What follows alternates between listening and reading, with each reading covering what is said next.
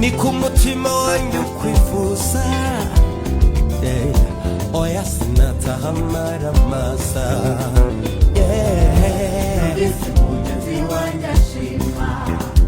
Anyibutsa imbaraga zawe,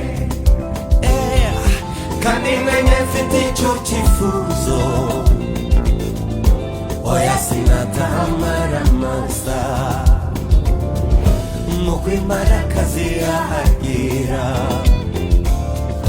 bishakashaka aho yanywa amazi, ni ku mutima wanjye ukwifuza,